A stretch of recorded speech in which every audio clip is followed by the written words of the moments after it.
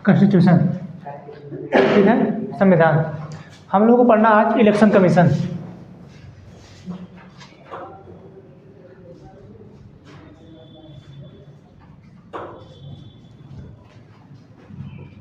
निर्वाचन आयोग,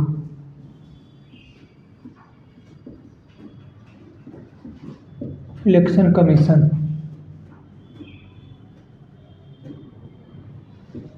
ठीक है।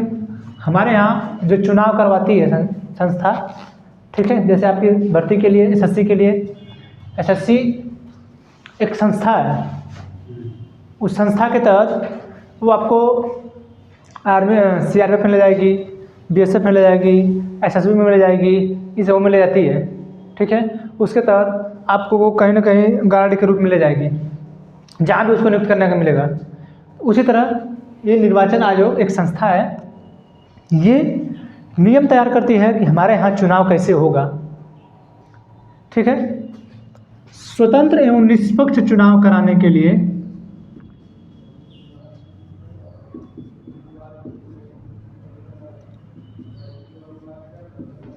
स्वतंत्र एवं निष्पक्ष चुनाव कराने के लिए भारत ने या भारत के संविधान निर्मात्री ने इस आयोग का गठन किया, ठीक है। यह है एक संवैधानिक निकाय,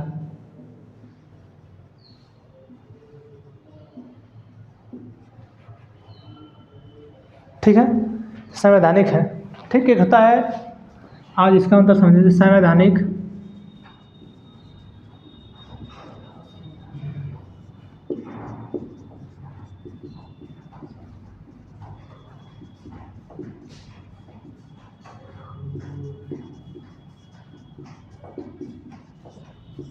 ठीक है, ये सबों में अंतर होता है। संवैधानिक का मतलब है उस चीज़ की चर्चा संविधान में है, उस चीज़ को आप कर सकते हैं। जिस चीज़ की चर्चा संविधान में दी गई है वो है संवैधानिक, ठीक है। जिस चीज़ की चर्चा संविधान में नहीं दी गई है वो असंवैधानिक है, सॉरी, वो गैर संवैधानिक है। एक होता असंवैधानिक,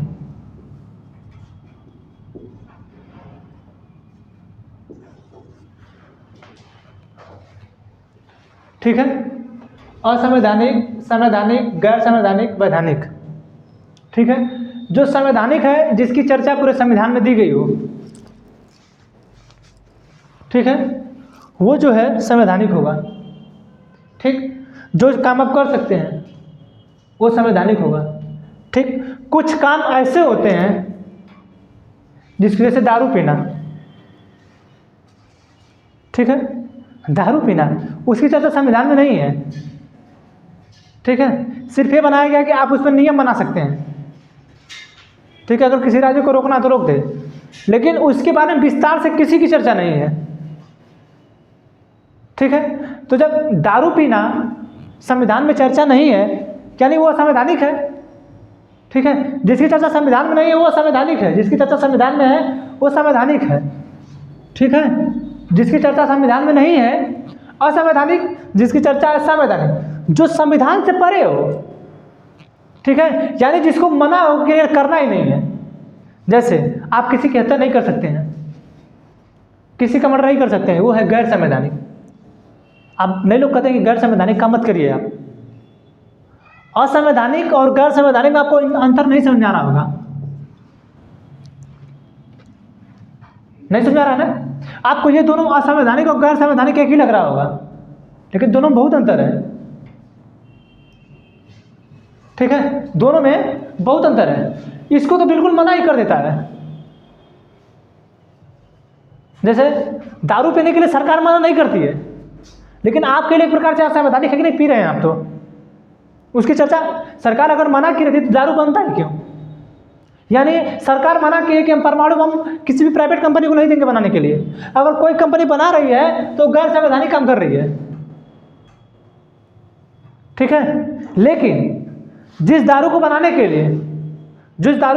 लिए सरकार ने कहा है कि सरकार मतलब ये नहीं कही कि आप दारू पीजिए, ये नहीं कही है, ठीक है। लेकिन उसने नियम बनाया है कि नहीं दारू बन रहा है तो उसकी चर्चा संवैधानिक हो सकती है, बनना हो सकता है, लेकिन वो कभी नहीं कहता कि आप पीजिए, कभी नहीं कहती है कि आप दारू को पीजिए, ठीक है। इसीलिए वो आप पीते हैं तो वो असंवैधानिक हो गया। लेकिन जिस चीज़ को डायरेक्ट संविधान मना कर रहा है वो गैर संवैधानिक है, मतलब असंवैधानिक में हम काम कर सकते हैं, गैर संवैधानिक पे वो मना है। जिस चीज़ की चर्चा संविधान में नहीं है, चर्चा नहीं है, जैसे जो चीज़ लिखा ही नहीं है, ठीक है, वो हो गया आपका असंवैधानिक। वो काम हो सकता है लेकिन संविधान में नहीं लिखा है। जैसे आप घूम रहे हैं, सिर्फ ये लिखा है कि आप चारों तरफ घूम सकते हैं, ठीक है, लेकिन ये नहीं कहा कि आप घूम सकते हैं तो किसी के बेडरूम में चले जाएंगे। अब ये तो नहीं लिखेगा ना उसमें, ये चीज़ की चर्चा आपकी उस किताब में थोड़ी लिखेगा आपके किसी के बेडरूम में नहीं जाना है। लेकिन सोचिए कि भारत सरकार ने कहा कि परमाणु बम जो है सिर्फ केंद्र सरकार बनाएगी, लेकिन परमाणु बम आप बना रहे हैं। भारत सरकार ने कहा कि आप जो है, हम जो है वर्दी देते हैं किसको, जो हमारे गवर्नमेंट के लोग आते हैं और पहन के आप घूम रहे हैं, तो आप एक गैर संवैधानिक कार्य कर रहे हैं, ठीक है। लेकिन आप घूम रहे हैं, आपको घूमने की आज़ादी है, लेकिन आप किसी के बेडरूम में घुस गए, वो असंवैधानिक है। घूमना आपको आज़ादी है, लेकिन किसी के बेडरूम में चले जा रहे हैं, किसी के घर में चले जा रहे हैं, बोलने की आज़ादी है, किसी को गरिया दे रहे हैं, ठीक है, वो असंवैधानिक हो गया। वैधानिक का मतलब किसी भी चीज़ को मान्यता प्राप्त की गई है, वो नियम है, वो कानून है, ठीक है, वो लीगल है, LEGAL, लीगल, ठीक है, वो कानूनी है, वो कर सकते हैं, ठीक है। जैसे गाड़ी चला रहे हैं, आपके पास लाइसेंस है, गाड़ी चलाइए, ठीक है, कहीं ना कहीं उसका नियम कानून बना है ना कि 18 साल के ऊपर आप हो जाते हैं तो गाड़ी चला सकते हैं, ठीक है। अब तो खैर 16 साल करने वाले लोग हैं, ठीक है, ये 18 साल के बाद आप गाड़ी चला सकते हैं, ये नियम चला है ना, ठीक है। तो ये वैधानिक है, लीगलाइज है, ठीक है। कहीं इसकी चर्चा संविधान में नहीं है, संविधान में इसकी चर्चा कहीं पढ़े आज तक, इसकी चर्चा कहीं हो, कहीं नहीं पढ़े होंगे आप, ठीक है। लेकिन ये वैधानिक है, इसके लिए अलग से नियम बनेगा, ठीक है। तो असंवैधानिक जो संविधान में चर्चा ना हो लेकिन आप कर सकते हैं, लेकिन वो असंवैधानिक है। जो संविधान में लिखा ही नहीं है और आपको डायरेक्टली मना किया गया कि आपको ये काम नहीं करना है, वो है गैर संवैधानिक। जो संविधान में लिखित है वो है संवैधानिक। वैधानिक का मतलब लीगलाइज है, ये काम आपको करना है, संविधान में नहीं दिया रहेगा वो भी, लेकिन आपको अथॉरिटी रहेगी कि आप वो काम कर सकते हैं, ठीक है, वो वैधानिक है, ठीक है ना। तो ये चीज़ संवैधानिक, असंवैधानिक, संवैधानिक, गैर संवैधानिक, वैधानिक ये समझना जरूरी है।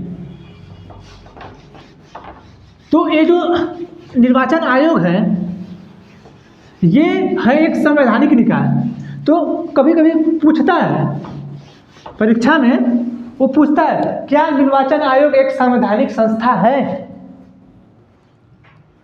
ठीक है। रोकिए इसको। जो ये संवैधानिक निकाय और वैधानिक निकाय पढ़ रहे हैं तो आपसे कभी पूछ दे कि क्या निर्वाचन आयोग जो संस्था आपके बताई जाती है, ठीक है, भाग 15 में इसकी चर्चा है, ठीक है। भाग 15 अनुच्छेद 324 से लेके 329 क तक है इसकी चर्चा, ठीक है। इसकी जो चर्चा है अनुच्छेद 324 से लेके 329 क तक है।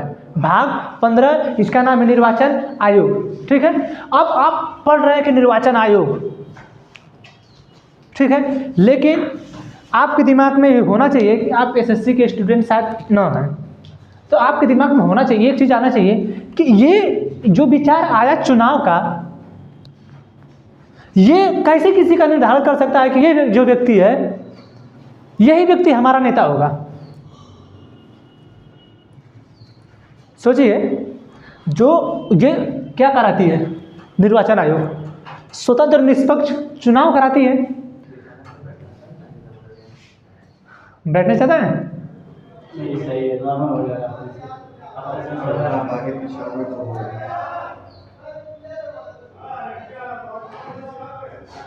हो गल भैया, लोग लड़के रहते हैं अक्सर, लोग महान लोग हैं ना, ठीक है, मानेंगे।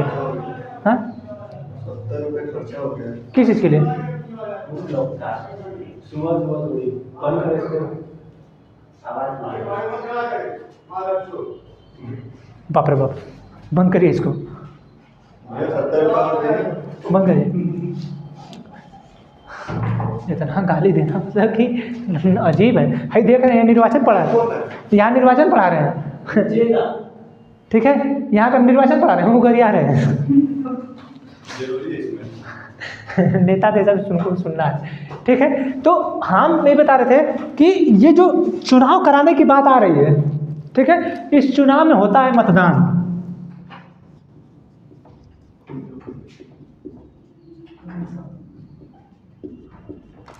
ठीक है। इस चुनाव में मतदान होता है, ठीक है। मत का दान करना, कन्यादान देना, गौदान देना, ठीक है। जैसे गांव में देखेंगे तो बात गौदान दिया जाता है, ठीक है। शादी भी होती है तो लड़कियों को भैंस दान दिया जाता है, बच्चियाँ दान दिया जाता है, सब ले लेके जाती हैं, भैंस जो होती हैं नहीं, जैसे लोग कहते हैं कि जब शादी होने वाली थी लड़की को तो लड़की के घर वाले ऐसा पूछते हैं कि लड़का का कब बीघा खेत है। ऐसा लगता है कि उनकी लड़की जाएगी यहाँ से उतरते ही तो सबसे पहला कदम उसका उसी खेत में ही रहेगा।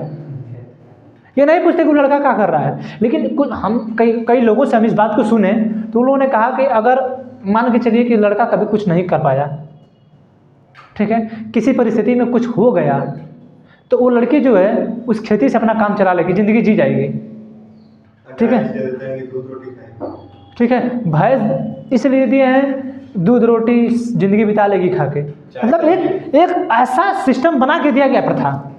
मतलब उन लोगों को पूरा विश्वास है कि करना है इसको, जाके ज़्यादा खिलाएगा नहीं।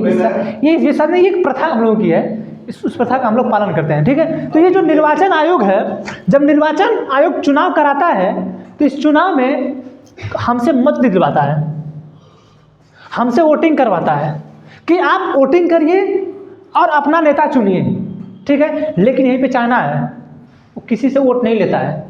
रूस है, किसी भी व्यक्ति से वोट नहीं लेता है, ठीक है। उन लोगों के पास उत्तर कोरिया है, उसके पास कोई चुनाव का मतलब नहीं है, ठीक। जब नहीं है और आपके भारत में कैसे है सोचिए। सर वहाँ पे अभी भी तो राजा वाला सिस्टम चलता है। हाँ, तानाशाह वाला है, ठीक है। राजा नहीं तानाशाह वाला, ठीक है। तो सोचिए कि जहाँ चुनाव नहीं हो रहा है और आपके भारत में चुनाव हो रहा है, अमेरिका में चुनाव हो रहा है, ऑस्ट्रेलिया में चुनाव हो रहा है, ब्रिटेन में चुनाव हो रहा है, ठीक है।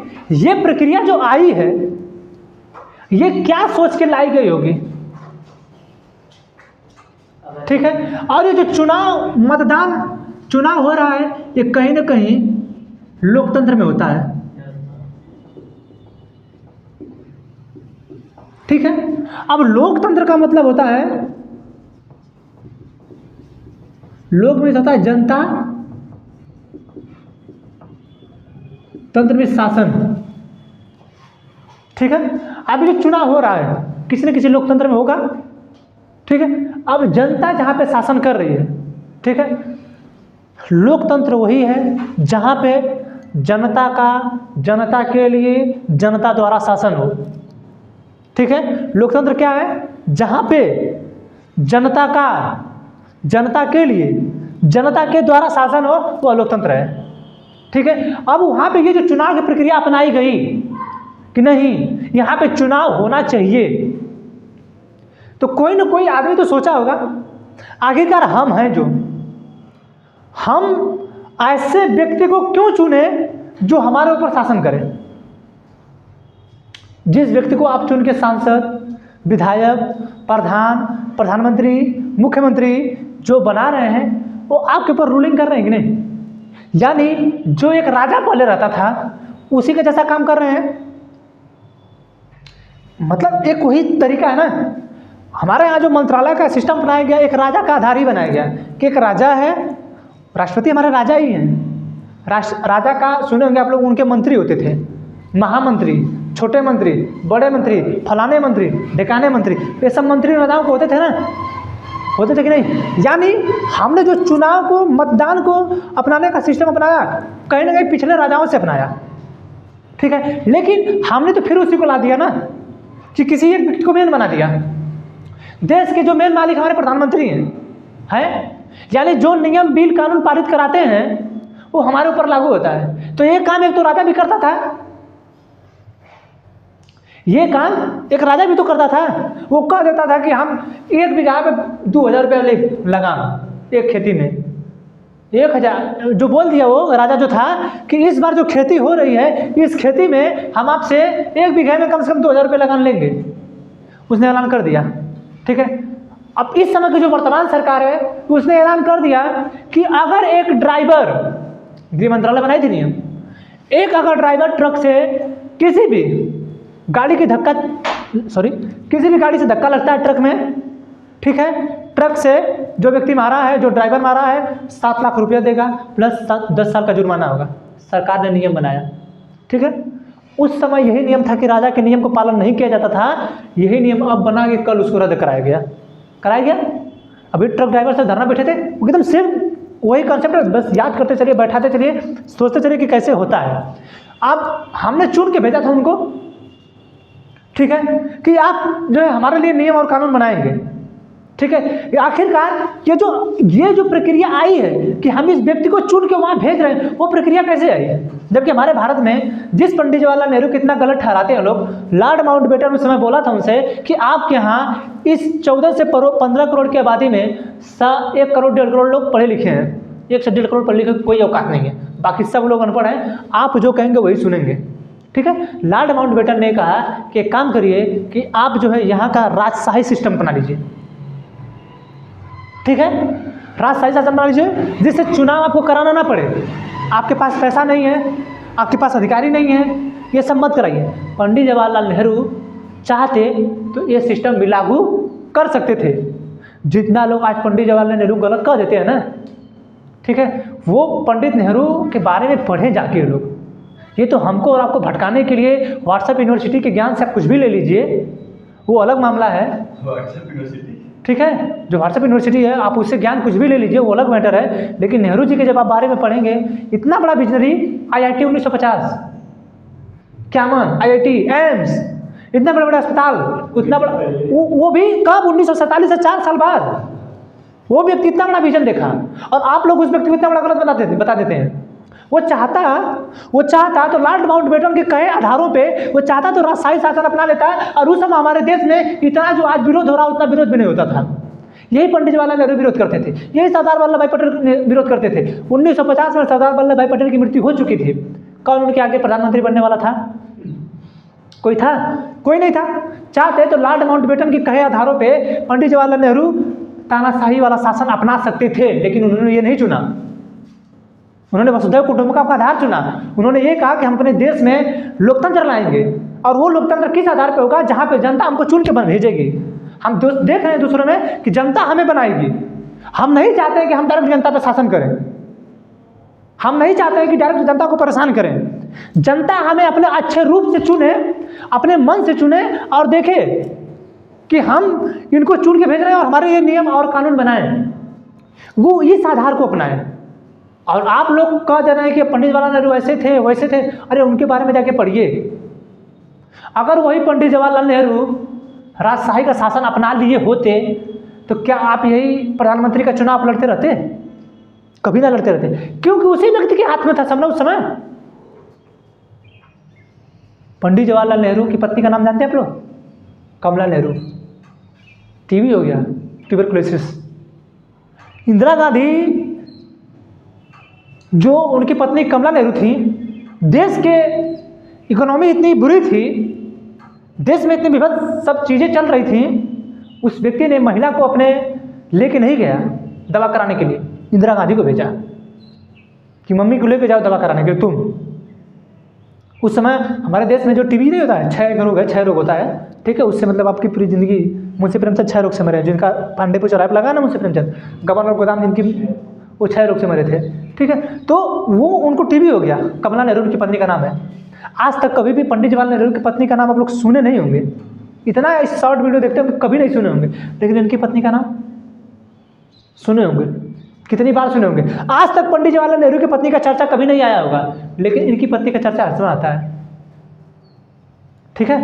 तो वो जो थे, वो व्यक्ति बहुत बड़ा विजनरी था, पंडित जवाहरलाल नेहरू, वो ये चाहते थे कि जो जनता है, जो हमारे यहाँ की जनता है, वो चुने हमको, हम डायरेक्ट शासन न करें, वो हमें चुने तब हम शासन करें। आखिरकार पंडित जवाहरलाल नेहरू भी सही सोचे कि हमें जनता चुने। ठीक है, तो अभी हम पढ़ाए हैं कि हमारे यहाँ पे लोकतंत्र होता है 2 प्रकार का, एक होता है प्रत्यक्ष, एक होता है अप्रत्यक्ष लोकतंत्र। ठीक है, एक होता है प्रत्यक्ष लोकतंत्र, एक होता है अप्रत्यक्ष लोकतंत्र। आप सोचिए, प्रत्यक्ष लोकतंत्र में होता है जनता के लिए जनता द्वारा शासन, यानी जनता ही डायरेक्ट शासन करेगी और कोई नहीं शासन करेगा। हमारे यहाँ भी जनता शासन करती है, ऐसी बात नहीं है, लेकिन करती तो जनता ही है, लेकिन कहीं ना कहीं अपना प्रतिनिधि चुन के भेजी है। हमारे यहाँ लोकतंत्र है कि जनता ही शासन करेगी। पंडित जवाहरलाल नेहरू ने सोचा कि हम जनता को ही शासन कराएं, लेकिन कुछ ऐसी विधि, कुछ ऐसी प्रक्रिया, कुछ ऐसा नियम लेके आए हैं जैसे से आप सोचिए कि मैं ही किसी चीज़ पर नियम बनाना चाहता हूँ। जैसे मैं चाहता हूँ कि जितने भी रोड बने हैं, ठीक है, रोड के साइड में कम से कम जो 2.5 से 3 मीटर का बनता है पैदल वाला, ठीक है, उस रोड से फुटपाथ से कम कि कोई भी घर बनाए तो 3 से 4 मीटर दूर बनाए, सड़क के पास में न रहे कोई भी घर। शहर के किसी भी चीज़ का आप अपना घर बनाइए कम से कम 2 से 3 मीटर, यानी आपके जो रोड से गैप है कम से कम इतना रहना चाहिए। फुटपाथ की बात कर रहा हूँ मैं, यहाँ से इतना गैप रहना चाहिए। ठीक है, मैं बना दिया नियम। हो सकता है कि मैं ये नियम बनाया, शायद आप लोगों को नियम रास ना आए, हो सकता है कि नहीं पसंद आए। मैं अकेला हूँ, मुझको ये नियम समझ में आया, आपको नहीं समझ में आया होगा, आपको ये गलत लग रहा होगा नियम। ठीक है, लेकिन हो सकता है किसी और व्यक्ति को ये नियम पसंद आया हो। जैसे आप चाहते थे कि मैं गांव में जाके सुधार करूं, गांव में जाके मैं IAS बनूंगा तो गांव में जाके सुधार करूंगा। ठीक है, आप चाह रहे थे ना कि कोई ना कोई नियम लाए। ठीक है, तो आप एक डायरेक्ट जनता द्वारा करा सकते हैं, ठीक है, और एक किसी के द्वारा कराएंगे। तो डायरेक्ट जनता का मत जान के, जैसे हम चुनाव इसीलिए करा लेते हैं कि जनता का मत जान लेंगे, जनता किसको चुन के भेजती है हम वो जान लेंगे, जनता किसको चुन के भेजी है हम जान लेंगे। लेकिन जिस दिन हम ये पूछने लगेंगे कि बताइए कि हम आपके ऊपर जा रहे हैं नियम लगाने, जितना विरोध हुआ था ट्रक को लेके, अगर ये पहले पूछ देते तो क्या ये नियम ला पाते? शायद इतना विरोध भी नहीं हुआ होता। यानी जो ये प्रत्यक्ष लोकतंत्र है, इसमें जो भी काम आप करेंगे जनता से पूछेंगे, जनता से आप पूछेंगे कि प्रत्यक्ष लोकतंत्र जो है आप हमें बताइए कि ये काम होना चाहिए कि नहीं, लेकिन यहाँ पे नहीं पूछेंगे। ठीक है, आप यहाँ पे नहीं पूछेंगे और हमारे लिए कोई नियम बना देंगे। और ये जो लोकतंत्र है, यहाँ पे शासन करने के लिए जनता को बनाया जाता है मेन, कि जनता ही जिसे चुनेगी। अब यहाँ भी डायरेक्ट जनता ही कर रही है, यहाँ पे किसी न किसी प्रतिनिधि को चुन के हम अपना काम कर रहे हैं, चुन रहे हैं ना। अब यही जो चुनाव है, ये जो चुनाव है कैसे होगा भारत में, क्यों होगा, कब होगा, कहाँ कहाँ होगा, इसी चीज़ की चर्चा आपके इस निर्वाचन आयोग के हाथ में रहता है। ठीक है, समझ में आया? उतना बताने के लिए इतना समझाना पड़ा, और आगे समझाना होगा तो और भी चीज़ें हैं, और भी बताया जाएगा कि सबसे पहले कहाँ शुरुआत हुई चुनाव को, वोटिंग देना कहाँ शुरुआत हुआ, कैसे हुआ। सऊदी अरब बहुत दिनों तक उन्हें महिलाओं को जो है गाड़ी नहीं चलाने दिया, बहुत दिनों तक महिलाओं को वोटिंग करने का अधिकार नहीं दिया गया। यही जो नियम है ना, ये लोकतंत्र वाला। अमेरिका में एक ऐसा सिस्टम था कि अगर बहुत दिनों तक, तो सबसे पहले जो है काले गोरे का भेद अमेरिका में आज भी है। जैसे हम काले हैं तो वहाँ की जो गोरी मैडम होगी हमसे शादी नहीं करेंगी, ठीक है, नहीं करेंगी। ठीक, वहाँ पे ये भेद चलता था, काले गोरे का भेद। हमारे यहाँ गाना है कि काले गोरे का भेद नहीं, हम सभी हिंदुस्तानी हैं। ठीक है, हमारे यहाँ काले गोरे का भेद आज भी मतलब लड़कियाँ कर लेती हैं लड़कियाँ कर लेती हैं, सरकारी में नहीं करती हैं सब। हमारे लड़के सब पता नहीं क्या काले और गोरा क्या दिखती हैं, लड़के भी दिखते हैं, लड़की गोरी होनी चाहिए काली नहीं। ठीक है, पता नहीं कौन सिस्टम लाया इसको। ठीक, तो जो अमेरिका था, इस अमेरिका में अमेरिका में एक सिस्टम था कि वहाँ पे पहले काले लोगों को वोटिंग देने का अधिकार ही नहीं था। और हमने तो भारत में 1950 से जब हमने 1951 में चुनाव करना शुरू किया, हमने 26 जनवरी 1950 को, ठीक है, जब हमने संविधान लागू करवा दिया और हमने कहा कि हम चुनाव करवाएंगे, हमने तभी से अपने भारत के महिलाओं को, पुरुषों को, सबको दे दिया अधिकार कि आप जो है आप वोटिंग करिए, आप वोटिंग करिए, ठीक है। अब हमने तिनको अधिकार दे दिया, ठीक, हमने चुनाव भी कराया, ठीक है, हमने अब चुनाव भी कराया। अब ये जो चुनाव हम करा रहे हैं, ठीक है, कैसे होगा अब इसके बारे में हम बताएंगे यहाँ पे, ठीक है। तो क्या होता था कि जो अमेरिका था, ठीक है, बीच में इधर उधर करेंगे तो हमारा दिमाग का भटक जाता है, हमको बताना कुछ और, तो हमको यहाँ पे आना पड़ा है, मत क्या करिए, ठीक है। जो अभी बता रहे थे हम अमेरिका के जो काले गोरे का भेद उसको बता रहे थे, तब तक मेरा माइंड डाइवर्ट हो गया है, ठीक है। होता क्या था कि वहाँ पे पहले काले लोगों को वोटिंग देने का अधिकार नहीं था। जो काले लोग थे वो लोग वोट ही नहीं करते थे, सिर्फ गोरे लोग वोट करते थे, महिलाएं नहीं करती थी, ठीक है। यानी उस समय न महिलाओं को वोटिंग करने का अधिकार था, न काले पुरुषों और महिलाओं को, दोनों को, वहाँ पे महिलाओं को, न महिला चाहे गोरी हो चाहे काली हो, उनको भी अधिकार नहीं था। जो काले पुरुष थे उनको भी अधिकार नहीं था कि वोटिंग करें। वहाँ पे सिर्फ गोरे पुरुषों को वोटिंग करने का अधिकार था। एक समय ऐसा था 1774-75 में, उस समय कुछ समय बाद बदला सिस्टम, तो अपने यहाँ की गोरी महिलाओं को भी उन्होंने वोटिंग करने का अधिकार दिया, जबकि उस अमेरिका में लगभग 30 से 40% प्रतिनिधित्व करने वाले लोग श्वेत हैं, अरे सॉरी काले हैं, ब्लैक, ठीक है। इतने लोग जो है काले हैं और इससे भी वोटिंग करने का अधिकार नहीं दिया जाता था। जब बाद में बहुत विरोध हुआ, अब्राहम लिंकन उस देश के राष्ट्रपति बने हैं, आप उनके बारे में पढ़े होंगे कि कोयला के साथ खदान में भी काम करते थे, लैंप जला के पढ़े, किसी के घर जाके अपने दोस्त के घर से किताब लाए, मजदूरी करके पढ़े और देश के राष्ट्रपति बने, ठीक है। वो काले थे, ठीक है। तो जो काले हैं ये, इनको जो वोटिंग का अधिकार मिला, जानते हैं इसको अधिकार क्या दिया गया? यानी अगर आप 4 काले वोट देंगे, 4 काले वोट देंगे, आपके बराबर एक गोरा होगा। अमेरिका में ये सिस्टम रहा है। आज अमेरिका अपने आप को बहुत बड़ा शक्तिशाली पावरफुल मानता है ना, नहीं तो वो दिखाया जाता था ना, वोटिंग होती थी वैसे ना। आप जैसे आज आप ही पता कर लीजिए, आज आप ही पता कर लीजिए, उसका नाम लिख दिया जाएगा, ठीक है, नाम लिख दिया जाएगा, सब नाम वगैरह लिख के, आप काले हैं लिख दिया जाएगा ब्लैक। जितने लोग वोटिंग करते थे उसके पर लिख दिया जाता था ब्लैक, जितने लोग श्वेत लोग वोटिंग करते थे उस पर लिख देता था श्वेत। अब वो गिनती हो जाएगी, जैसे अलग तो है, लेकिन अब वोटिंग करते समय उस पर लिख दिया जाता था, ये व्हाइट है ट्रिक लगा दिया गया, श्वेत है ट्रिक लगा दिया गया। अब जब गिनती होगी देखा जाएगा कि 4 काले पे 1 श्वेत, 4 काले पे 1 श्वेत, 4 काले पे 1 श्वेत, वो देखा जाएगा, गिन दिया जाएगा। सोचिए कि ऐसी स्थिति अमेरिका की रही है। अब उस स्थिति से उभर के आज अमेरिका विश्व का सबसे प्रमुख शक्तिशाली देश बना है।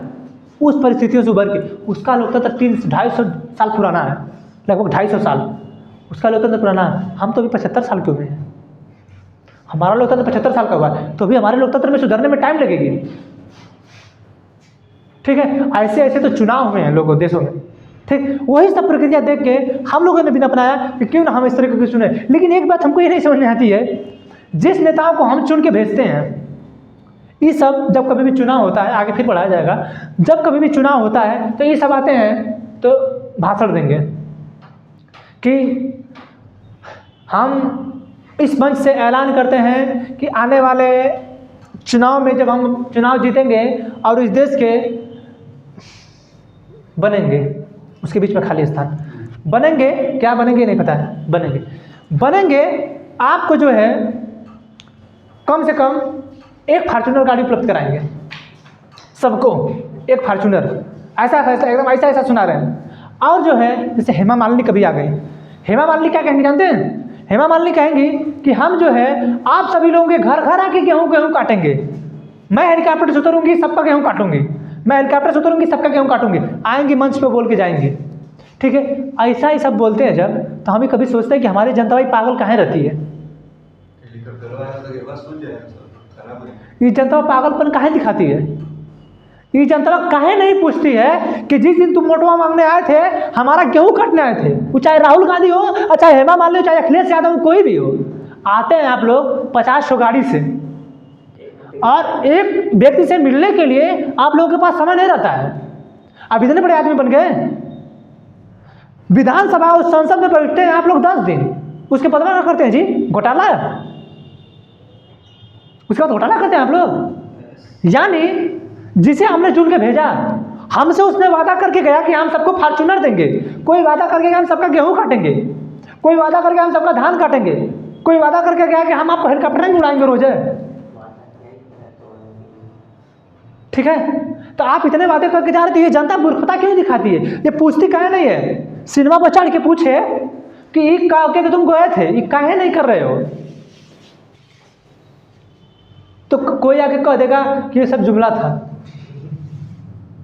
कोई आके कह देगा कि नहीं ये सब सिर्फ चुनाव जीतने के लिए होता है। इसी चीज को बाधित किया गया, ये निर्वाचन आयोग बाधित करेगी। हम बताएंगे कि ये निर्वाचन जो आयोग है ना, कभी कभी एक पक्ष में काम करने लगता है, ठीक है। अब इन सबों की चर्चा इसी में है कि अब चुनाव को ये कैसे कराएंगे, ठीक है। अब हम लोग आगे बढ़ते हैं कि ये चुनाव निर्वाचन आयोग कैसे कराती है।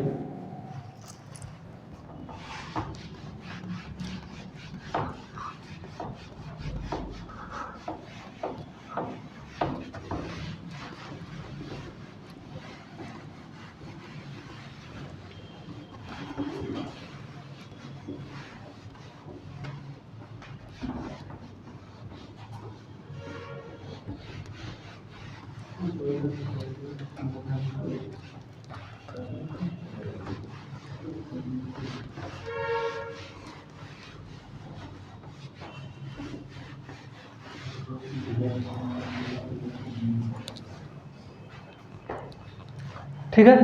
अब देखिए, अब हमने चुनाव कराना स्टार्ट किया, ठीक है, कि हमारे यहाँ अब हम 26 जनवरी 1950 से जो हम संविधान लागू कर रहे हैं, ठीक है। अब हमारे इस संविधान में हम एक प्रधानमंत्री होगा, एक राष्ट्रपति होगा, राज्यों के मुख्यमंत्री होंगे, इन सबों की चर्चा संविधान में हुई, ठीक है। अब इन सबों का चुनाव कराना है। अब इन सबों के चुनाव का सिस्टम क्या होगा, कैसे होगा, क्या शक्तियाँ होंगी इस चुनाव आयोग की, इन सभी चीज़ों को देखना है। तो हमारे यहाँ सबसे पहले वोटिंग कैसे होती है इसको देखा जाए, ठीक है। तो हमारे यहाँ एक सिस्टम है,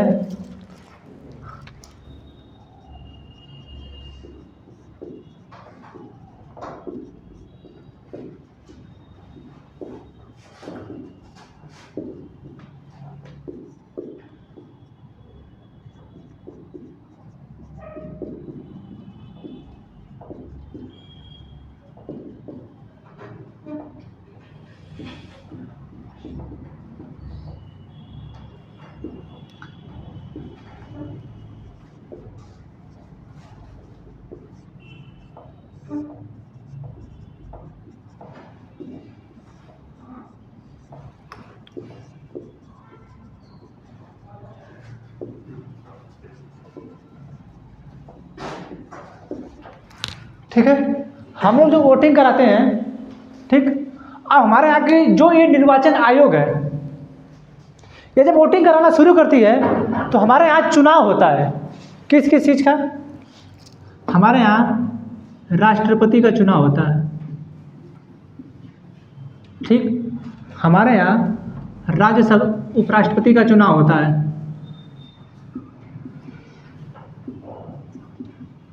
ठीक। हमारे यहाँ राज्यसभा का चुनाव होता है, हमारे यहाँ विधान परिषद का चुनाव होता है, ठीक ठीक। हमारे यहाँ लोकसभा का चुनाव होता है, हमारे यहाँ विधानसभा का चुनाव होता है, हमारे यहाँ स्थानीय स्वशासन का चुनाव होता है,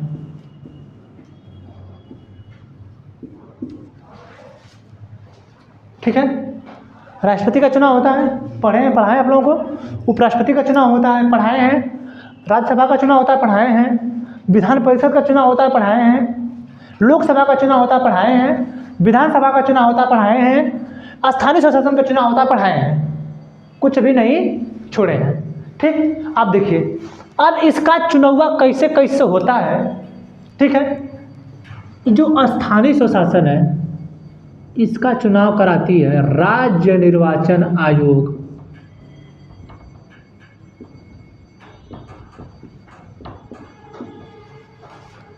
ठीक, यानी जिला पंचायत, बीडीसी, ब्लॉक प्रमुख, चेयरमैन, प्रधान, ये जितनों का चुनाव होता है कौन कराता है?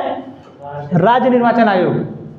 ठीक है, यानी नगर निगम में वार्ड परिषद, मेयर, इन सबों का जो चुनाव कराता है कौन कराता है? राज्य निर्वाचन आयोग। लेकिन विधानसभा, विधान परिषद, लोकसभा, राज्यसभा, राष्ट्रपति, उपराष्ट्रपति, इन सबों का चुनाव कराती है जी निर्वाचन आयोग, यानी केंद्र की निर्वाचन आयोग, ECI, election commission of India. इसे शॉर्ट में बोला था ECI, election commission of India. ये जो है इन सबों का चुनाव कराती है। ठीक है, अब जब इन सबों का वो चुनाव कराएगी, अब इसका चुनाव कैसे होगा, इसका चुनाव कैसे होगा, इसके चुनाव कैसे होगा, इसका कैसे होगा, इसका कैसे होगा, इसका कैसे होगा, इसमें कौन वोटिंग करेगा, कितने उम्र तक की वोटिंग करेगा, इन सबों की जो चर्चा है